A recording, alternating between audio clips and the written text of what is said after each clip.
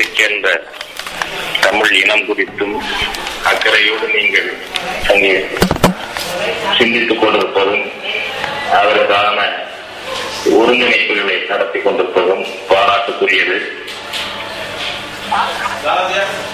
மிகவும் இக்கட்டான நெருக்கடியான காலத்தை தமிழ் இனம் கடந்து கொண்டிருக்கிறது. ஈழத்தில் நடந்த பேரவலங்கள், நடந்து கொண்டிருக்கும் பெரும் துயரங்கள், இவற்றிற்கு முடிவுதான் என்ன, தீர்வுதான் என்ன என்ற வினாக்குறியோடு நிலப்போலம் எங்கும் வாழும் தமிழர்கள் வாழ்கிறார்கள், கவலைப்பட்டுக் கொண்டிருக்கிறார்கள்.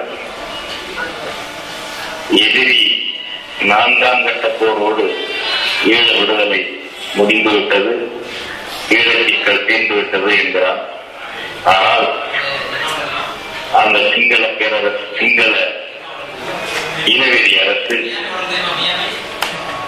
ஒரு 5ஆம் கட்ட போரை நடத்தி கொண்டிருக்கிறது. இந்த 5ஆம் கட்ட போரில் எதிரே எதிரி இல்லை, அத்தாவிற்கும் மக்கள் இருக்கிறார்கள். அந்த அத்தாவி தமிழ் மக்களுக்கு எதிராக ஒரு 5ஆம் கட்ட போரை இலங்கை நடத்தி கொண்டிருக்கிறது. இந்தியா, சீனா போன்ற நாடுகள் 4ஆம் கட்ட போருக்கு எல்லா உதவிகளும் செய்வதை போல இந்த 5ஆம் கட்ட போருக்கும் எல்லா உதவிகளையும் செய்து கொண்டிருக்கின்றன. வடக்கு கிழக்கு மாநிலங்களில் ராணுவத்தை குவித்து வைத்திருக்கிறார்கள். 5 கிலோமீட்டருக்கு ஒரு படை முகாம், 2 கிலோமீட்டருக்கு ஒரு ராணுவ சோதனை சாவடி என்று சிங்கள ராணுவத்தால் அந்த தமிழ் மண்ணை நிரப்பி இருக்கிறார்கள். 2-3 தமிழர்கள் சேர்ந்து திட்ட முடியாது. திருமண நிகழ்வா, இறந்தவர்கள் வீட்டிலே சடங்கு நிகழ்வா, எல்லாவற்றுக்கும் ராணுவத்தின் அனுமதி தேவை. அங்கே ஒரு ராணுவ நிர்வாகம் நடந்து கொண்டிருக்கிறது. நம்முடைய மக்களுக்கு வேலை இல்லை. தமிழர்கள் வீடுகளில் சிங்களர்கள் புரிந்து கொண்டிருக்கிறார்கள். வீட்டுக்கு உரியவர்கள் தெருவிலே கிடக்கிறார்கள். அந்த அவலங்கள் தொடர்கின்றன. இதற்கெல்லாம் விடிவு என்ன? 2009 எல்லாம் முடிந்து விட்டது என்கிறார்கள். அதன் பிறகு இந்த 5ஆம் கட்ட போரை அப்பாவி தமிழ் மக்கள் மீது தெரிவித்துக் கொண்டிருக்கிறார். இதை 4ஆம் கட்ட போரைத்தான் தடுத்து நிறுத்தவில்லை. 2008, 2009 ஆண்டுகளிலே கிட்டத்தட்ட 2 லட்சம் தமிழர்களை கொண்டு குவித்தார்கள். அதை தடுத்து நிறுத்த நமக்கு நாடு இல்லை. எஞ்சியுள்ள தமிழர்களை மனிதர்களாக வாழ்வதற்கு அனுமதிக்கவில்லை சிங்களம். இந்த 5ஆம் கட்ட போரை தடுத்து நிறுத்தவும் நமக்கு நாடு இல்லை. அமெரிக்க நாடு ஐநா மனித உரிமை குழுவில் நேற்று ஒரு தீர்மானத்தை முன்மொழிந்திருக்கிறது. அந்த தீர்மானம் இலங்கை அரசு சிங்கள இனவரை அரசு அமர்த்திய கற்றுக்கொண்ட பாடங்களும் நல்லிணக்கங்களும் ஆகியவற்றுக்கான ஒரு ஆணையம் என்று அமைத்தார்களே, Lessons Learned and Reconciliation Commission என்ற LLRC. அந்த LLRC கண்டறிந்த சில அத்துமீறல்களை விசாரிப்பதற்கு இலங்கை அரசே ஒரு குழுவை நியமித்து விசாரிக்க வேண்டும், நடவடிக்கை எடுக்க வேண்டும் என்பதுதான் அமெரிக்கா முன்மொழிந்திருக்கும் தீர்மானத்தின் சாரம். கொலைகாரனையே தீர்ப்பு வழங்க சொல்வதை போன்ற ஒரு நிலைதான் இது. ஆனால் உலகத்தில் நம்முடைய இனத்தின் அவலத்தை துடைக்க எந்த நாடும் முன்வராத நிலையில், நாதியத்து கிடக்கும் ஒரு நிலையில், இந்த அளவுக்காக ஒரு உலக மந்தத்தில் உறவு கேட்கிறதே. அமெரிக்காவுக்கு உள்நோக்கம் இருக்கும். உலகத்தில் அமெரிக்கா செய்யாத போர்க்குற்றம் எதுவும் இல்லை. போர் குற்றவாளி என்று எடுத்துக்கொண்டால் உலகத்தில் 1வது போர் குற்றவாளி அமெரிக்கா தான். அது ஈராக்கிலே போர் குற்றம் செய்தது, ஏற்கனவே வியட்நாமிலே போர் குற்றம் செய்தது, ஆப்கானிஸ்தானத்திலே போர் குற்றம் செய்தது, அடுத்து ஈரானிலே போர் குற்றம் செய்ய முயன்று கொண்டிருக்கிறது. ஆனாலும் அப்படிப்பட்ட ஒரு போர் குற்றவாளியாவது அவனுடைய உள்நோக்கத்திற்காக இலங்கையை இந்தியாவிடமிருந்தும் சீனாவிடமிருந்தும் கொஞ்சம் தள்ளி வைத்து தனக்கும் ஆதரவாக திருப்பிக் கொள்வதற்காக அதற்குரிய ஒரு நெருக்கடியை கொடுப்பதற்காக இந்த தீர்மானத்தை முன்மொழிந்திருக்கிறார். ஆனால் இந்த தீர்மானத்தை கூட இந்தியா ஆதரிக்க முன்வரவில்லை என்பது மட்டுமல்ல, இதையும் வீழ்த்துவதற்கு திரைமறைவு சரிகளை செய்து கொண்டிருக்கிறது. இந்த தீர்மானம் அந்த LLRCயில் உள்ள சில கண்டறிந்த செய்திகளை அத்துமீறல்களை விசாரிக்க வேண்டும் என்று சொல்வதோடு ஒரு முக்கிய கோரிக்கையை வைத்துள்ளது. அது ராணுவத்தை திரும்ப பெற்றுக் கொள்ள வேண்டும், வடக்கு கிழக்கு மாகாணங்களில் இருந்து ராணுவத்தை திரும்ப பெற்றுக் கொள்ள வேண்டும் என்பது ஒரு நல்ல கருத்து. அமெரிக்கா வைத்திருக்கின்ற தீர்மானத்தில் உள்ள மிக முக்கியமான கருத்து. அதற்கு மேலே இந்த LLRCயின் அடிப்படையில் விசாரணை நடந்தாலும் ஐநா மனித உரிமை கவுன்சிலுடைய மேற்பார்வையும் தொழில்நுட்ப உதவியும் பெற வேண்டும் என்ற ஒரு நிபந்தனையையும் அமெரிக்கா அந்த தீர்மானத்திலே முன்மொழிந்திருக்கிறது. இதெல்லாம் அதில் உள்ள நல்ல அம்சங்கள். அதாவது நமக்கு ஒரு போர் குற்றவாளியை இனப்படுகொலை செய்த கயவர்களை பன்னாட்டு நீதிமன்றத்தில் நிறுத்துவதற்கு நமக்கென்று ஒரு நாடு இல்லாத நிலையில் இந்த அளவு அவர்கள் முன்வைத்திருப்பதை நாம் சற்று ஆறுதலாக பார்க்க வேண்டியிருக்கிறது. இது பற்றி தமிழ்நாட்டிலே விசாரிக்க வேண்டும் என்று கொள் எழுந்தபோது அது அடி ஆழத்துக்கு சென்று கோரிக்கைகள் அளிக்காமல் பெரிய கட்சிகள், திமுக அதிமுக கட்சிகள் அமெரிக்கா கொண்டு வரும் தீர்மானத்தை இந்தியா ஆதரிக்க வேண்டும் என்ற அளவில் தங்களை சுருக்கிக் கொண்டார்கள். அமெரிக்காவுக்கு நாம் அமெரிக்காவுக்கும் மற்ற நாடுகளுக்கும் கோரிக்கை வைக்கலாம். ஒரு ஐநா மேற்பார்வையில் ஒரு பன்னாட்டு விசாரணை ஆணையம் விசாரிக்க வேண்டும் என்ற ஒரு கோரிக்கையை தமிழ்நாட்டில் ஒதுமிட்டு வைத்ததற்கு மாறாக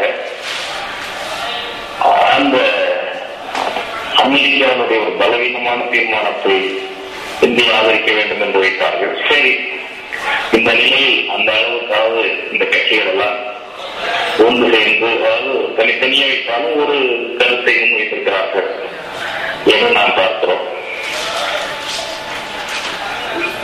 ஆனால் இந்த அமெரிக்க தீர்மானத்தை கூட இந்தியா ஆதரிக்க முன்வராமல் திரைமறைவில் இதை வீழ்த்துவதற்கு எல்லா ஏற்பாடு செய்கிறது. இலங்கை அமைச்சர் ஒருவர் எங்களுக்கு இந்தியாவின் நட்பு இருக்கிறது, மனித உரிமை கவுன்சில் எது எங்களுக்கு எதிராக வந்தாலும் அதை இந்தியாவின் துணை கொண்டு வீழ்த்துவோம் என்று சொல்லியிருக்கிறார், அன்பை சொல்லியிருக்கிறார். எஸ்.எம். கிருஷ்ணா அவர்கள் சென்னையிலே செய்தியாளர்களிடம் செய்தி கொடுத்த பொழுது நாங்கள் இதை கணக்கில் எடுத்துக் கொள்கிறோம் என்று சொல்லுகிறார். தமிழகத்தின் கருத்தை, அமெரிக்க தீர்மானத்தை ஆதரிக்க வேண்டும் என்ற தமிழகத்தின் கருத்தை கணக்கில் எடுத்துக் கொள்கிறோம் என்று சொல்லிவிட்டு இலங்கை இந்தியாவுக்கு நட்பு நாடு, வெறும் நட்பு நாடு அல்ல, சகோதர உறவுடன் கூடிய நட்பு நாடு, எனவே அதற்கு எதிராக நாம் செயல்பட முடியாது என்பதையும் நேற்று சென்னையிலே எஸ்.எம். கிருஷ்ணா சொல்கிறார். இது எவ்வளவு நயவஞ்சகமான பேச்சு. இலங்கை ஒரு சகோதர நாடு, நட்பு நாடு, அதற்கு எதிராக எதுவும் செயல்பட முடியாது என்று சொல்லிவிட்டு மனித உரிமை கவுன்சிலிலே இலங்கையில் நடந்த போர்க்குற்றங்களை விசாரிக்க வேண்டும் என்று தமிழகத்தில் எழுந்த குரலை நாங்கள் பரிசீலிக்கிறோம் என்று சொல்லுவது நயவஞ்சகமானது.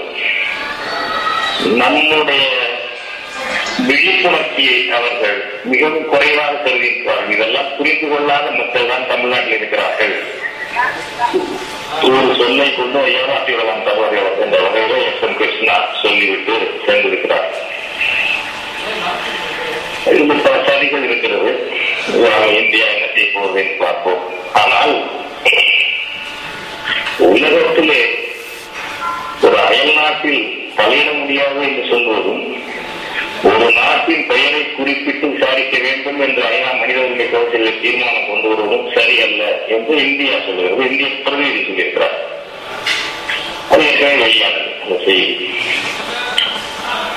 சிலி நாட்டிலே போர்க்குற்றம் செய்தான் அந்த நாட்டு ராணுவ தளபதி பினோசே என்பவன் அலண்டையின் ஆட்சியை கவிழ்த்து அவன் பிறகு ஆட்சியை பிடித்தான் அமெரிக்காவின் உதவியோடு.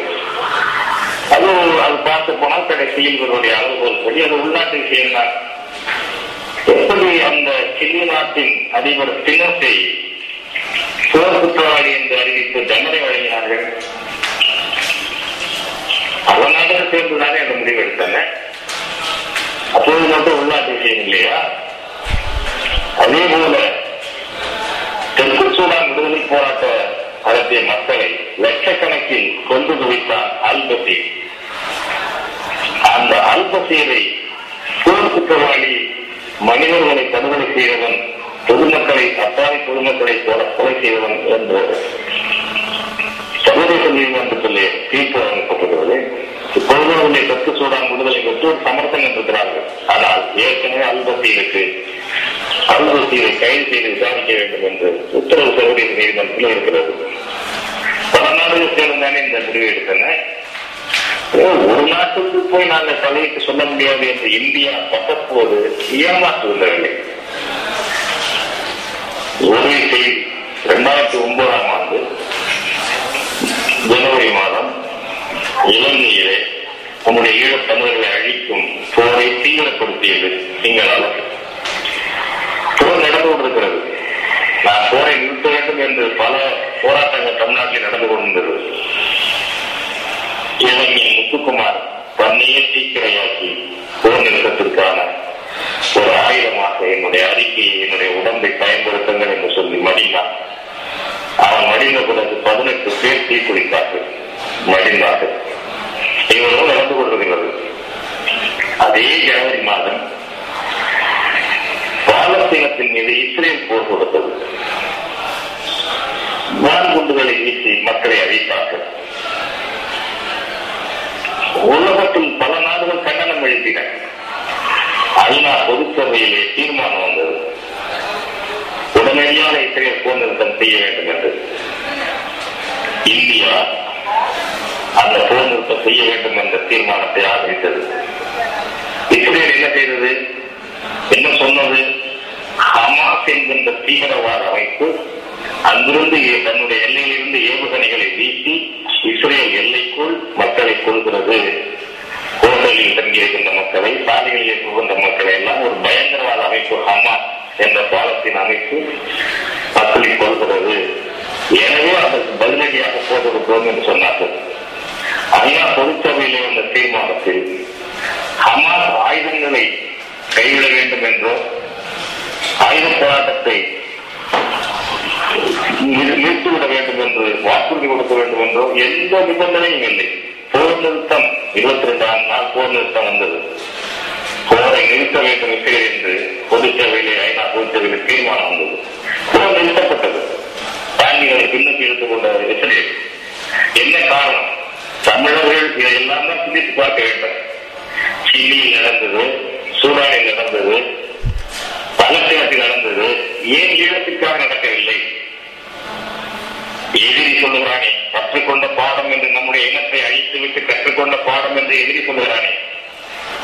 பாதிக்கப்பட்ட நாம் அல்லவா பாடம் கற்றுக் கொண்டிருக்கிறோம். நாம் கற்றுக்கொண்ட பாடம் என்ன என்று சிந்திக்க வேண்டும். ஏற்பட்ட துயரங்களை, இழப்புகளை, அவலங்களை விவரித்துக் கொண்டிருப்பது மட்டும் போராது. நாம் என்ன படிப்பினை கற்றுக்கொண்டோம்? உலகத்தில் நமக்கு என்று குரல் கொடுக்க ஒரு நாடு இல்லை. ஒரு நாடு இல்லை. நீங்கள் பாலஸ்தீனத்தில் போர் நிறுத்தம் வந்தது அதே காலத்தில் என்றால் பல அரபு நாடுகள், அமெரிக்காவுக்கு ஆதரவு அரபு நாடுகளும் நிறுத்தின, ஈரான அரபு நாடுகளும் நிறுத்தின. அந்த அரபு நாடுகள் இன உணர்ச்சி அடிப்படையில் தங்களுடைய ராஜதந்திர உறவுகளை, வர்த்தக உறவுகளை பயன்படுத்தி பல நாடுகளுடைய ஆதரவை பெற்று 120 நாடுகளுக்கு மேல் போர் நிறுத்தத்தை ஆதரிக்கக்கூடிய வகையை செய்தார்கள். அந்த இனம், பாலஸ்தீனத்திலே உள்ள அரபு இனம் அந்த பாலஸ்தீனத்தில் பாதிக்கப்பட்டிருக்கிறதை தவிர மற்ற இடங்களில் அரபு இனத்துக்கு நாடுகள், அரசுகள் இருக்கின்றன. அரசர்கள் இருக்கிறார்கள், குடியரசுத் தலைவர்கள் இருக்கிறார்கள். 10 கோடி தமிழர்களுக்கு உலகத்திலே சொந்த அரசு உண்டா? ஒரு சொந்த பிரதமர் உண்டா? ஒரு சொந்த ஜனாதிபதி உண்டா? ஐநா மன்றத்திலே உறுப்பியம் உண்டா? கேட்க நாகேற்ற இனமாக இருக்கிறது. அதனால்தான் 1.5 கோடி சிங்களனுக்கு ஒரு உலகத்திலே பெரிய மக்கள் தொகை கொண்ட சீனா ஆதரவு தருகிறது. நியாயத்துக்கு ஆதரவு இருந்தால் தவறல்ல, இனப்படுகொலைக்கு ஆதரவு வருகிறது. அடுத்த பெரிய நாடு இந்தியா 1.5 கோடி சிங்கள அரசுக்கு ஆதரவு வருகிறது. 10 கோடி தமிழர்களை தீர்ந்துவதற்கு உலகத்தில் எந்த நாடுமே இல்லையே. நமக்கான சொந்த அரசு இல்லாததால், சொந்த அரசு இல்லை என்பதை புரிந்து கொள்ள வேண்டும். உடனடியாக நம்முடைய நண்பர்கள் தமிழ் இன உணர்வு அரசு என்ன நினைக்கிறார்கள்? தமிழினத்துக்கு சொந்த அரசு என்றால் அது ஈழத்தில் தான் அமைய முடியும் என்று கருதுகிறார்கள். அது என்ன அப்படி? ஈழத் தமிழ் மட்டும்தான் தியாகம் செய்து சாக வேண்டும் அரசுக்காக? அது என்ன கிரிக்கெட் விளையாட்டா கேலரியை உட்கார்ந்து ரசிப்பதற்கு, வெற்றி விட்டால் ஆரவாரிப்பதற்கு, தோல்வி விட்டால் அழுவதற்கு? 7,21,00,000 மக்கள் தமிழ்நாட்டில் இருக்கிறார்கள். இவர்களுக்கு தேச அரசு அமைக்க வேண்டிய கடமையும் வரலாற்று பொறுப்பும் இல்லையா? இதை பற்றி சிந்திக்க மாட்டார்களா? தமிழ் தேசம் மட்டும் இறையாண்மையோடு சுதந்த அரசாக இருந்திருந்தால் ஈழத்தில் அந்த இனம் அழித்திருக்காது. அதை ஞாபகம் வைத்துக் கொள்ள வேண்டும். இங்கே நாம் இந்திய ஏகாதிபத்தியத்திற்கு அடிமையாக இருக்கிறோம். இங்கே இருக்கின்ற கட்சிகள் எல்லாம் கண்காணி கட்சிகள், தேர்தல் கட்சிகள். முதலமைச்சர் பதவி என்பது ஒரு கண்காணி பதவி. மாநில சென்ஸ்போர்ட் போன்ற வெள்ளைக்காரர்களால் உருவாக்கப்பட்ட ஒரு கண்காணி பதவி.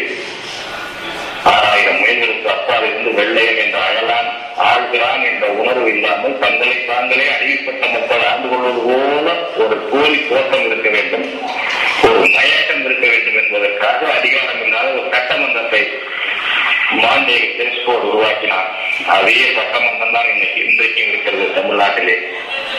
இந்த சட்டமன்றம் ஒரு சொந்த அரசுக்கான சட்டமன்றம் இல்லை, ஒரு கண்காணி மன்றம். இது இனத்தை காட்டிக் கொடுப்பதற்கான மன்றம். இதிலே போய் ஒரு முதலமைச்சர் ஆகிவிட்டாலே, எம்எல்ஏ ஆகிவிட்டார், ஏதோ ஒரு நாட்டில் தமிழ் இனத்தினுடைய தலைவிதியை தீர்மானிக்கக்கூடிய அதிகாரம் பெற்றவரை போல பசப்பிக் கொள்வதும் அதை பல பேர் நம்புவதும் ஏமாறுவதுமாக இருக்கிறது. இவ்வளவு என்ன நடத்தணும்? தமிழ்நாட்டில் ஒரு இறையாண்மை உள்ள அரசு, தமிழ்நாடு, தமிழ் இனம் பெரிய இனம், இது இந்த அதிகாரத்தை பெற்றால்தான் உலகெங்கு வாழக்கூடிய தமிழர்களுக்கு பாதுகாப்பு. அதை எடுத்துவிட்டு ஈழத்தமிழர்கள் போராடுவார்கள், தியாகம் செய்வார்கள், உயிரிழப்பார்கள், அங்கே ஒரு ஈழ தேசம் அமைய வேண்டும் என்பதை மட்டுமே சொல்லிக் கொண்டிருப்போம் என்றால் நம்மை நாமே ஏமாற்றிக் கொள்வோம், அல்லது ஒரு வகையான ரசிகத் தன்மைக்கு நாம் அடிமையாக இருப்போமா? இன்றைய நாடு போனதற்கு என்ன காரணம்? இவ்வளவு ஒரு தனிநாட்டு கோரிக்கை திராவிட முன்னேற்ற கழகத்தால் எடுக்கப்பட்டு 50 எம்எல்ஏக்கள் அதை ஆதரித்தார்கள் 62 தேர்தலில். அடுத்த ஆண்டிலேயே அந்த தனிநாட்டு கோரிக்கையை திமுக கைவிட்டது. தனிச்சட்டம் வரப்போவது என்றவன் இப்படி பயந்து ஒரு அடிமைப்பட்ட காலனியாக தமிழ்நாடு இருக்கின்ற காரணத்தால் தான் தமிழ்நாட்டு தமிழர்களுக்கும் உரிமை இல்லை. பக்கத்திலே ஒரு சின்னஞ்சிறிய பகுதியிலே வந்த நம்முடைய இனம் அழிந்திருக்கிறது. இப்பொழுதும் நான் பார்க்கிறேன், இது கடந்து முடிந்தது. 5ஆம் கட்ட போராக நம்முடைய ஈழத்தமிழர்கள் பெயர் வைக்க முடியாமல் அவனை மேலும் மேலும் அவர்களை துன்புறுத்துகிறார்கள், அவர்களை மனநோயாளிகளாக மாற்றுகிறார்களே, அவர்களை விபச்சார தொழிலுக்கு வற்புறுத்துகிறார்களே, ஒரு ஒளி கும்பலாக, ஒரு நாடோடி கும்பலாக ஈழத்தமிழர்களை மாற்ற வேண்டும் என்பதுதான் சிங்களனுடைய இந்திய அரசினுடைய திட்டம். அதைத்தான் செய்து கொண்டிருக்கிறார்கள். இதை தடுப்பதற்கு, இதை மாற்றுவதற்கு நமக்கு என்ன சக்தி இருக்கிறது? இதற்கெல்லாம் பின்பலமாக இந்தியா இருக்கிறது.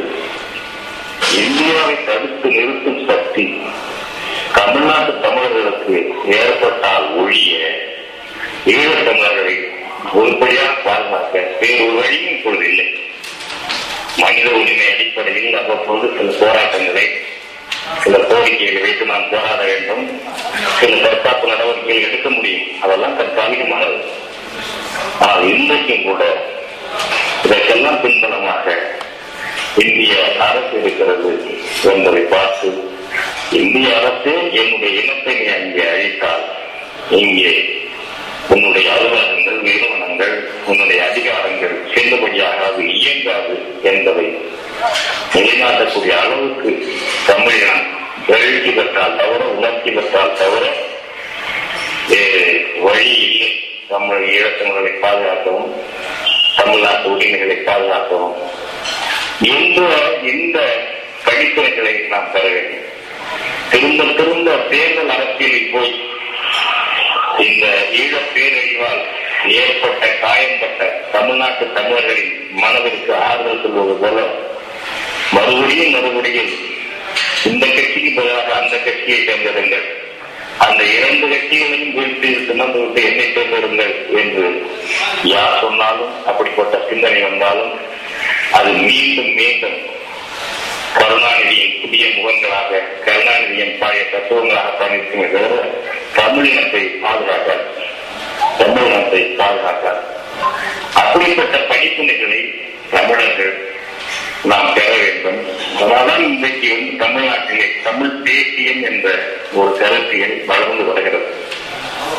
தமிழ் மொழியின் பெருமையை பேசிக் கொண்டிருப்பதோ, தமிழ் இனத்தின் பெருமையை பேசிக் கொண்டிருப்பதோ மட்டும் தமிழ் தேசியம் அல்ல. தமிழ் இனத்திற்கு பெருமை உண்டு. உலகின் முதல் செம்மொழி, முதல் மொழி தமிழ் மொழி. முதலில் அறிவு பெற்ற மாந்தன் தமிழ் மாந்தன். உலகத்திற்கு முதல் நாகரிகத்தை கற்றுக் கொடுத்தவன் தமிழன். இவர்களுக்கு பெருமை உண்டு. ஆனால் இவற்றை மட்டும் பேசிக் கொண்டிருப்பது தமிழ் தேசியம் அல்ல. நாங்கள் சொல்லுகிறோம் தமிழ் தேசியம் என்றால் என்ன? எமது தேசிய மொழி தமிழ். இந்தியோ ஆங்கிலமோ எங்களுக்கு தேசிய மொழி, அலுவல் மொழி கிடையாது. எமது தேசிய இனம் தமிழர். நாங்கள் இந்தியரும் இல்லை, நாங்கள் திராவிடர்களும் இல்லை. இந்திய என்பது எப்படி பொய்யானது, மாயையானது, அப்படித்தான் திராவிடர் என்பதும் மாயையானது, பொய்யானது. திராவிடம் என்பது ஆரியர்கள் வைத்த ஒரு திரிவான பெயர். தமிழர்களுக்கு ஆரியர்கள் அந்நிய சூட்டிய திரிவான பெயர். திராவிடர் என்ற பெயரில் ஒரு மரபு இனம், ரேஸ் என்பதும் கிடையாது, ஒரு நேஷனாலிட்டி, ஒரு தேசிய இனமும் கிடையாது. ஒரு பிரிவு, குழப்பம். எங்கள் இனம் தமிழர், எமது தேசிய இனம் தமிழர், எமது தேசம் தமிழ் தேசம், இறையாண்மை உள்ள தமிழ் தேச குடியரசு அமைப்பது எமது இலக்கு என்ற இந்த 4 சேர்ந்ததுதான் தமிழ் தேசியம். இதில் ஒன்று குறைந்தாலும் அது தமிழ் தேசியம் அல்ல. எதை எடுத்தாலும் எது புதிதாக வருகிறதோ அதன் தளர்ச்சியை காட்டி தேர்தல் அரசியல் பண்ண வேண்டும் என்ற சக்திகள் தமிழ் தேசியத்தையும் கையில் இருக்கின்றன. அதையும் நீட்டுக் கொள்ள வைத்து அவர்கள் விருப்பத்திற்கு வளைத்துக் கொள்கிறார்கள். அதையெல்லாம் புறந்தள்ளக்கூடிய விழிப்புணர்ச்சி தமிழ் இளைஞர்களுக்கு, தமிழ் இனத்தவருக்கு ஏற்பட வேண்டும். அதுதான் நாம் வரலாற்றில் ஏமாந்து கற்றுக்கொண்ட படிப்பனையாக, பாடமாக அமைய வேண்டும். அப்படிப்பட்ட ஒரு தமிழ் தேசிய எழுச்சி தமிழ்நாட்டில் ஒரு வலுவாக உருவாக்கும் பொழுது இந்திய அரசை அதனுடைய தமிழ் இன விரோத செயல்களை தடுத்து நிறுத்துவதுடன் கேள்வி கேட்டு நம் இனத்திற்கு திரும்ப திரும்ப அது வஞ்சகம் செய்வதை, அழிவு வேலைக்கு துணைபவதை நம்முடைய வலுவை கொண்டு தடுத்து நிறுத்த முடியும். அப்படிப்பட்ட ஒரு எழுச்சி தமிழ்நாட்டிலே வர வேண்டும் என்று தமிழ்நாட்டு தமிழர்களும் ஈழத்தமிழர்கள் உள்ளிட்ட உலகெங்கும் பறந்து வாழும் தமிழர்களும் சிந்திக்க வேண்டும். சிந்திக்க வேண்டிய கட்டம் இது. ஈழத்தமிழர்களின் துயரங்களை மட்டும் பேசி நாம் வருடிவிட்டுக் கொள்வதால் பயனில்லை. இதற்கு என்ன தீர்வு, என்ன பாடம் கற்றுக் கொண்டிருக்கிறோம் என்பது நமக்கு வேண்டும். அப்படிப்பட்ட சிந்தனைகள் அது கடினமான பணிதான். இதெல்லாம் கடினமானதுதான். பல்வேறு சட்டங்கள், பல்வேறு ஒடுக்குமுறைகள் வரும். அதையெல்லாம் நாம் சந்திக்க தயாராகத்தான் இருக்க வேண்டும். அவரவர் ஆற்றலுக்கு அவரவர் இதற்கு பணியாற்றலாம். இழப்புகளுக்கும், உயிரிழப்புகளுக்கும், ஒடுக்குமுறைகளுக்கும், சித்திரவதைகளுக்கும் ஈழத்தமிழர்கள் மட்டுமே இல்லாதது தமிழ்நாட்டு தமிழர்கள் அடையாளமாக ஆதரவு இயக்கங்களை நடத்தி கொண்டிருக்கிறது என்றால் இதைவிட சந்தர்ப்பவாதம் போராட்டம் தேர்வு இருக்க முடியாது. எல்லா இழப்புகளுக்கும் இழப்பவர் உள்ளார்கள். அந்த துயரங்களுக்கு அனுபவம் தெரிவித்து ஆதரவாக அடையாள போராட்டங்கள் அடையாள இயக்கங்கள் நடத்தி கொண்டிருப்போம், அல்லது அந்த துயரங்களை வர்ணித்துக் கொண்டிருப்போம், அவர்கள் வீர தீரமாக போராடும் போது அதை பாராட்டிக் கொண்டிருப்போம் என்றால் கேலரியில் உட்கார்ந்து ஒரு கிரிக்கெட் பார்க்கக்கூடிய மனப்பான்மைக்கு இதற்கும் என்ன வேறுபாடு இருக்கிறது என்றுதான் நான் கேட்கிறேன். நாம் தமிழ்நாட்டில் இருந்து போய் ஈழத்தை விடுவிக்க முடியாது. தமிழ்நாட்டில் நம்முடைய களம் தமிழ்நாட்டில் இருக்கிறது. தமிழ்நாட்டில் இருந்ததும் நாம் என்ன செய்ய வேண்டும் என்பதை சிந்திக்க வேண்டும். தேர்தல் அரசியலை புறக்கணிக்க வேண்டும். ஒரு தமிழ் தேசிய புரட்சி அரசியலை சிந்திக்க வேண்டும், முன்னெடுக்க வேண்டும். அப்படி ஒரு சக்தி இவரா அவரா என்பதல்ல, களத்திலே பார்க்க வேண்டும், நடைமுறையில் பார்க்க வேண்டும். யார் இன்றைக்கு வருகிறார் என்பதல்ல, இது தேவையா இல்லையா, இது சரியா இல்லையா என்பதை பார்க்க வேண்டும். தவிர இதற்கு இன்றைக்கு தகுதியாக முழுக்கான அதிக தகுதியா இருந்தால் அவர்கள் ஆதரியுங்கள். இந்த வரைவு லட்சணத்துக்கு உட்பட்டு தகுதியா இருந்தால் ஆதரியுங்கள். இல்லையே வர வேண்டும் என்று விரும்புங்கள். அந்த வர வேண்டும் என்ற கருத்தை பரப்புங்கள். இன்னும் எவ்வளவு காலம் வரும், எவ்வளவு காலமானாலும் ஆகட்டும். எது சரியோ அது காலம் தாண்டாக இருக்கும். மாசேட்டும் சொன்னார், எழுத தெரிந்தால் எழுதுங்கள், எழுத தெரியாவிட்டால் காலை வெள்ளையாக வைத்து விடுங்கள், சிறுக்காரீர்கள். எழுத தெரிந்தவன் பின்னால் வருவான், அவன் எழுதி கொள்வான் என்றால் மாசேட்டும் அவர் நாட்டு புரட்சிக்கு நமக்கு அந்த படிப்பை அது சரியான கருத்துதான். எழுத தெரிந்தால் எழுத வேண்டும், கிறுக்க வரக்கூடாது. இங்கே கிறுக்கிய இயக்கம் பல இயக்கம் இருக்கிறது. அதுல முக்கியமான இயக்கம் திராவிட இயக்கம், கிறுக்கியது. அதனால்தான் இந்த குழப்பம் எல்லாம். யார் தமிழ என்பதிலே என்ன இந்த குழப்பம்? கருணாநிதி சொல்லுகிறார், நான் மொழியால் தமிழன், இனத்தால் திராவிடன், நாட்டால் இந்தியன், உலகத்தால் மனிதன். இன்னும் ஒன்னே ஒன்றுதான், பிரபஞ்சத்தால் இந்த பேரண்டத்தால் என்ன ஒரு ஜந்துவா? உலகத்தில் எவனாவது என்னுடைய இனத்தை சொல்லுவானா? உலகத்தில் எவனாவது இப்படி ஒரு இனப்பெயரை சொல்லுவான் தன்னுடைய இனத்தை? பக்கத்திலுள்ள தெலுங்குல சொல்வார்களா? கன்னடத்தில் சொல்வார்களா? மலையாளி சொல்வார்களா? பாடுபட்ட தமிழனை பற்றி இப்படி சொல்ல வைப்பது நயவஞ்சகம் இல்லையா? இது இதையும் ரசிக்கிறார்கள், இதையும் ஏற்றுக்கொள்கிறார்கள். தன்னுடைய சந்தர்ப்பவாதம் ஏமாற்றத்தனம் செல்லுபடியாகும் என்றுதானே அதெல்லாம் சொல்லுகிறார். இதுதான் திருக்குறள் என்பது. இதை இதற்கு விளக்கம் சொல்லிக் கொண்டிருப்பது இது இதிலிருந்தெல்லாம் தமிழ் இளைஞர்கள் மாற வேண்டும். புதிய எழுச்சியும் புதிய அர்ப்பணிப்பும் நம்முடைய தமிழ் இளைஞர்களுக்கு வர வேண்டும். அப்படிப்பட்ட ஒரு எழுச்சி நமக்கு இவ்வளவு பேரைகளுக்கு பிறகும். ஈழத்தில் திரும்ப திரும்ப நம் இனத்தை அழைத்துக் கொடுக்கிறார்கள். இதற்கு பிறகும் இந்திய நாடாளுமன்றத்திலே இருப்பாராக வேண்டும். இந்திய ஏகாதிபத்தியம் கொடுக்கும் பதவியை அனுபவித்துக் கொண்டு நான் இனத்துக்கு தொண்டு செய்வேன் என்பதெல்லாம் ஏமாற்று வார்த்தை இல்லையா? இந்த செய்திகளைத்தான் நாம் இந்த நேரத்தில் பகிர்ந்து கொள்ள வேண்டும் என்று நான் நினைக்கிறேன். இந்த அடிப்படையில் தமிழ்நாட்டில் என்ன அடிப்படையில் என்ன பெரும் மாறுதல் வருகிறதோ அதுதான் உலகெங்கும் வாழக்கூடிய தமிழர்களுக்கு தமிழர்களுடைய துன்பங்களை நீக்குவதற்கு அடித்தளமாக அமையும். ஏனென்றால் பெரும் எண்ணிக்கையும் பெரும் நிலப்பரப்பும் உள்ள தமிழர் தாயகம் தமிழ்நாடுதான். அடுத்தது ஈழம், தமிழர் தாயகம். மற்ற நாடுகள் நம்முடைய மக்கள் சிறுபான்மையாக வாழ்ந்து கொண்டிருக்கின்ற நாடுகள். மலேசியாவாக இருக்கட்டும், சிங்கப்பூராக இருக்கட்டும், தென்னாப்பிரிக்காவாக இருக்கட்டும், பல நாடுகள். 50 நாடுகளிலே தமிழர்கள் வாழ்கிறார்கள், குடிமக்களாக வாழ்கிறார்கள்.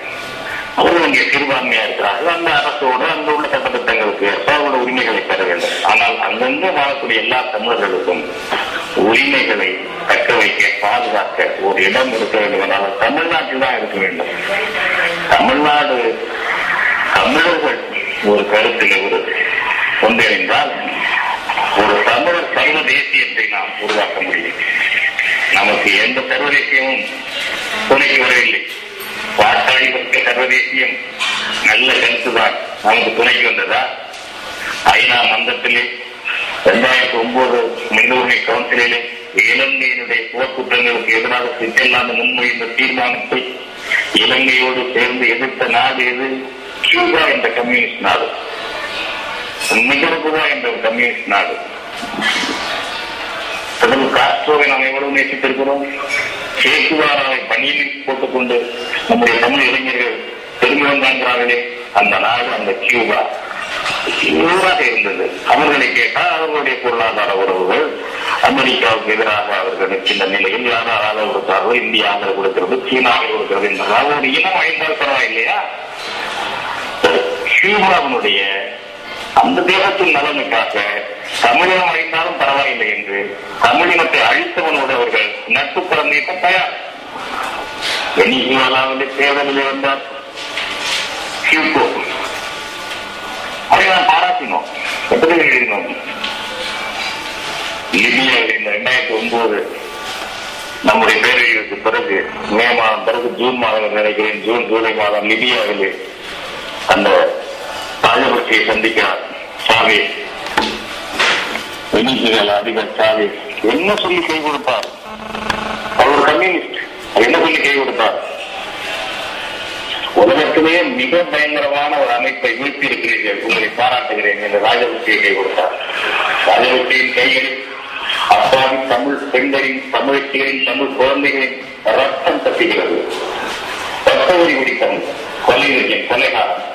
அவனை கை கொடுத்து வரவேற்ற அந்த சாவேஸ் உலகத்திலேயே மிக பயங்கரமான அமைப்பு என்று நம்முடைய விடுதலை புலிகளை, ஒரு விடுதலை போர் இயக்கத்தை, உலகத்தின் மிகச்சிறந்த விடுதலை இயக்கத்தை, மிகச்சிறந்த மனிதனையும் உள்ள தலைவனை கொண்டு வந்த தலைமையில் அந்த இயக்கத்தை அப்படி போட்டு அவர்கள் விவரம் தெரியாதா? அவர்களுக்குரிய சொந்த நலன்கள், அவர் நாடு. அதான் நான் சொல்றேன், நமக்கு வந்து சர்வதேசியம் என்று கம்யூனிஸ்டுகள் சொல்லக்கூடிய நான் ஒரு அடிப்படை கம்யூனிஸ்ட் தான். இந்த கட்சியின் பேர் பல்வேறு பொதுவுடைமை கட்சி. ஆனால் இதையெல்லாம் இப்படியெல்லாம் செய்யுங்கள் என்று மார்க்சியம் சொல்லவில்லை. நடைமுறைகள் அப்படி இருக்கிறார்கள். நான் இந்த சமத்துவ பொதுவுடைமை கட்சி தமிழ் இனத்திற்கான கட்சி, தமிழ் இன விடுதலைக்கான கட்சி. எனவே எங்களுக்கான அடிப்படை நிலை தமிழ் தேசிய இனத்தின் விடுதலையான தத்துவங்களுக்காக இனத்தை பறிகொடுப்பதில்லை. இனத்துக்கு தத்துவம் எந்த தத்துவம் உதவுகிறதோ, மக்களுக்கு எந்த தத்துவம் உதவுகிறதோ அதை பயன்படுத்த வேண்டும் என்ற கொள்கையுடையவர்கள். அப்படிப்பட்ட சர்வதேசியம் எல்லாம் நமக்கு ஒன்றும் உதவவில்லை. பாட்டாளித்த சர்வதேசியம் என்பதும் உதவவில்லை. நாம் இந்த இனத்தை அடிமைப்படுத்த நினைக்கவில்லை, இந்த இனத்தை சுரண்ட நினைக்கவில்லை. நம்மை பலர் அடிமைப்படுத்துகிறார்கள், நம்மை சாதனையாக வைக்கிறார்கள், நம்மை சுரண்டுகிறார்கள், நம் இனத்தை அழிக்கிறார்கள். இதிலிருந்து நாம் தற்காத்துக் கொள்வது எப்படி என்ற நிலையில் நாம் சிந்திக்க வேண்டும் என்ற முறையில் உலகம் இன்றைக்கு நாம் கை கொடுக்க எந்த நாடும் தயாராக இல்லை. நண்பர்களை, தோழர்களை எண்ணி பாருங்கள். என்ன தர்மம் இருக்கிறது, என்ன அறம் இருக்கிறது உலகத்திலே? அறம் இருக்க வேண்டும். என்ன இருக்கிறது? இவ்வளவு தேவைகளுக்கு பிறகு ஒரு நாடு யோக்கியவையாக நமக்காக முன்னேறவில்லை. ஏதோ ஒரு சொந்த நோக்கத்திலே ஒரு வரம்புக்கு உட்பட்டு அமெரிக்காவும் சில நாடுகளும் வந்திருக்கின்றன. அது வரவேற்போம், அந்த அளவுக்கு வரவேற்போம். ஆனால் பின்னேசியாவுக்கு நடந்ததை போல, அல்பசீருக்கு நடந்ததை போல நமக்கே நடக்கவில்லை என்பதை நாம் எண்ணி பார்க்க வேண்டும். காரணம், நமக்கு ஒரு நாடு இல்லாததான். தமிழினத்துக்கு ஒரு நாடு ஐநா மன்றத்தில் அங்கத்துவம் இல்லாததான் நமக்கான அடிப்படை குறைபாடு, கோளாறு. இப்போது நாம் நமக்கான ஒரு சர்வதேசியத்தை கட்டியாக வேண்டும். அது தமிழர் சர்வதேசியம். உலகத்தில் உள்ள தமிழர்கள் ஒருவருக்கு ஒருவர் உதவி கொள்ள வேண்டும். ஒரு நாட்டிலே தமிழர்களுக்கு எதிரான செயல் வந்தால் மற்ற நாடுகளில் உள்ள தமிழர்கள் அதற்காக பொருள் கொடுக்க வேண்டும், போராட வேண்டும். தமிழ்நாட்டில் இன்றைக்கு முல்லைப்பெரியார் பிரச்சனைகள், காவேரி உரிமை பிரச்சனைகள், எவ்வளவு இழப்புகள், கச்சத்தீவு, 600 மீனவர்கள் சுட்டுக் கொல்லப்பட்டிருக்கிறார்கள். இது பற்றி உலகெங்கும் வாழக்கூடிய தமிழர்கள் தோல் கொடுக்க வேண்டும். குறிப்பாக ஈழத் தமிழர்களும் தோல் கொடுக்க வேண்டும். இன்றைக்கு ஈழத்திலே உள்ள தமிழர்கள் தோல் கொடுக்க முடியாதவர்கள், துன்பத்திலே உள்ளவர்கள். ஆனால் புலம்பெயர்ந்து வாழும் ஈழத் தமிழர்கள், நம்முடைய தமிழ் மீனவர்கள் சுட்டுக் கொல்லப்படுவதற்கு எதிராக குரல் கொடுக்க வேண்டும். இந்திய தூதரகத்துக்கு பக்கத்திலே போய் நின்று ஆர்ப்பாட்டம் நடத்த வேண்டும். தமிழ் மீனவர்களை காப்பாற்று என்று. ஈழத்திலே துன்புறும் தமிழர்களை நாம் இதுபோல் செய்யுமாறு கோரவில்லை. அவர்கள் மிகவும் துன்பத்தில் இருக்கிறார்கள். ஒரு திருமணம், ஒரு இழவு வீடு என்றால் கூட ராணுவத்தின் அனுமதி இல்லாமல் அங்கே கூட்டம் கூட முடியாது. அவர்களும் நாம் இந்த கோரிக்கை வைக்கவில்லை. புலம்பெயர்ந்த நாடுகளிலே வாழும் தமிழர்கள், அதே போல பல்வேறு வெளிநாடுகளிலே வாழும் தமிழர்கள், சிங்கப்பூரா இருக்கட்டும், மலேசியாவா இருக்கட்டும், இப்படி தென்னாப்பிரிக்காவா இருக்கட்டும், மொரீஷியஸா இருக்கட்டும், எந்த அளவுக்கு முடியுமோ அந்த அளவுக்கு அந்த நாடுகளின் சட்டத்திட்டங்களுக்கு ஏற்ப நம்முடைய பாதிப்புகளை, தமிழ்நாட்டு தமிழர்கள் பாதிப்புகளையும் அவர்கள் வெளிப்படுத்த வேண்டும். உலகம் இதை தலையிட வேண்டும் என்று கேட்க வேண்டும். அதே போல் உலகத்தில் எங்கு தமிழர்களுக்கு என்ன நேர்ந்தாலும் தமிழ்நாட்டு தமிழர்கள் குரல் கொடுக்க வேண்டும், போராட வேண்டும். அப்படி நமக்குள்ள ஒரு பொருளாதார உறவு வைத்துக் கொள்ள வேண்டும். இலங்கை உற்பத்தி பொருள்களை, இலங்கை தேயிலை பொருளை வாங்கக்கூடாது என்று முடிவு செய்தால் உலகெங்கும் உள்ள தமிழர்கள் அதை வாங்கக்கூடாது. இலங்கையிலிருந்து வரும் பொருள் எந்த பொருளை வாங்கக்கூடாது. அதேபோல் எவன் ஒருவனுடைய உற்பத்தியையும், தமிழினத்துக்கு எதிரானவனுடைய உற்பத்தியையும் வாங்காது என்றால் அந்த பொருளாதார தடையை நமக்கு நாமே விதித்துக் கொள்ள வேண்டும். அப்படிப்பட்ட ஒரு சர்வதேசியம், தமிழர் சர்வதேசியம் உருவாக்க வேண்டும். அதன் பிறகு தேச அரசுகள் உருவாக்க, தமிழ்நாட்டிலும் ஈழத்திலும் உருவாக்க அவரவரும் துணை நிற்க வேண்டும். இந்த கருத்துக்களை, இந்த இலக்குகளை முன்வைத்து தமிழர்கள் சிந்திக்க வேண்டும். வெளிநாடுகளிலே தொழில் செய்ய சென்றிருக்கும் தமிழர்கள் அந்த நாட்டு சட்டத்திட்டத்தின்படிதான் நடந்து கொள்ள வேண்டும். அதுவே நமக்கு ஒன்றுமில்லை, மாற்று கருத்து இல்லை. கருத்து பரிமாற்றத்தை சரியாக செய்து கொள்ள வேண்டும். சிந்தனை வளர்ச்சியை சரியாக செய்து கொள்ள வேண்டும். குழப்பங்களுக்கு இடமில்லாமல் செய்து கொள்ள வேண்டும். தேரான் தெளிவும் தெளிந்தான்கள் ஐயுடனும் தீரா எழுந்திடும் என்றார் திருவள்ளுவர் பெருந்தகை. ஒரு விஷயத்தை அறிந்து அலசி ஆராய்ந்து ஒரு தேடி முடிவுக்கு வராதவனுடைய தெளிவும், ஆராய்ந்து முடிவுக்கு வந்ததில் ஐயப்பட்டுக் கொண்டே குழம்பிக் கொண்டே இருக்கிறவனுடைய குழப்பமும் தீராத துன்பம் தரும் என்றார் திருவள்ளுவர்.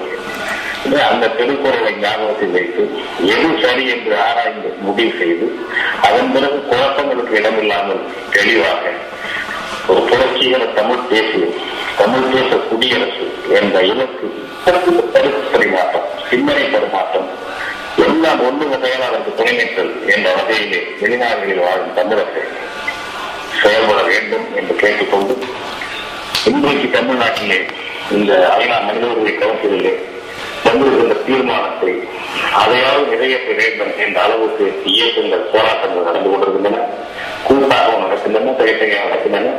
இந்த போராட்டங்கள் தேசம் வற்புறுத்தக்கூடிய முறையில் எங்கள் கொண்டே தமிழ் தேச சுதந்திர கட்சி சார்பில் நாங்கள் இந்த போராட்டங்களில் கலந்து கொண்டு செயலாற்றிக் கொண்டிருக்கிறோம். வெளிநாடுகளில் வாழும் தமிழர்களும் தங்களுடைய ஊடகங்களை, இணையதளங்களை பயன்படுத்தி இனப்படுகொலை குற்றவாளியான இலங்கைக்கு எதிராக ஒரு உலக கருத்தை திரட்ட அந்த போர் குற்றவாளிகள் ராஜபக்சே கும்பல் தண்டிக்கப்பட வேண்டும் என்பதற்கும், ஈழத்திலும் வடக்கு கிழக்கு மாநிலங்களிலும் புலம்பெயர்ந்து வாழும் தமிழர்களிடம் ஒரு கருத்து வாக்கெடுப்பு நடத்த வேண்டும். இலங்கையை தேர்ந்தெடுத்தீர்களா, பிரிந்து போகிறீர்களா என்ற கருத்து வாக்கெடுப்பு கிழக்கு திமோரில் நடந்ததைப் போல, தெற்கு சூடானில் நடந்ததைப் போல ஈழத்திலும் நடக்க வேண்டும் என்ற கோரிக்கையை உலக அரங்கிற்கு நாம் மீண்டும் மீண்டும் கொண்டு போக வேண்டும். ராணுவத்தை உடனடியாக திரும்ப பெற வேண்டும் என்ற கோரிக்கையை நாம் முன்வைக்க வேண்டும். ஐநா மேற்பார்வையில் தான் விசாரணை நடக்க வேண்டும் என்ற கோரிக்கையை இந்த நேரத்தில் நாம் வலுப்படுத்த வேண்டும். ஐநாவின் மனித உரிமை கவுன்சிலுடைய தலையீடு இருக்க வேண்டும். அதன் அடிப்படையில் தான் விசாரணை, போர் குற்றங்கள், இனப்படுகொலை குற்றங்கள் விசாரிக்கப்பட வேண்டும் என்ற நம்முடைய கருத்துக்களை நம்முடைய கையில் உள்ள ஊடகங்கள், இணையதளங்கள் வழியாக பரப்ப வேண்டும். குவைத்திலே வாழக்கூடிய தமிழர்கள் தங்களுக்குள்ளே இந்த கருத்துக்களை எவ்வளவு பேர்பட்ட குவைத்திலே வாழ்வார்கள். அதே போல அந்த மேற்காசிய நாடுகளிலே வாழ்வார்கள்.